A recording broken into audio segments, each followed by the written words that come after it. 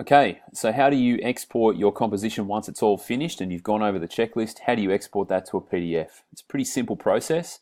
Make sure that in your main menu items that you've got the score items ticked so that it appears on in your menu items. And then it's a simple matter of clicking the down arrow button in this cloud sort of logo.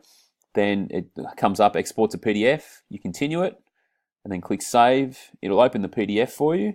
It'll go into your downloads folder probably. Mine's already been saved once, but I'll open it up. This is the file. What you need to do then is you need to make sure that you save it as, and save it to probably somewhere. I would save it into my Google Drive. Probably save it into here. Save it into year 7. If I can find it down the bottom here. So year 7, I'd save it in there, and it's all done. Make sure that when you save it, that you retitle the composition as your name. Okay, make sure that your name's on it somewhere so we know whose composition it is when we mark it. Once you've done that, you can simply go to your iLearn page, wherever that may be, and then upload to the submission portal when it opens.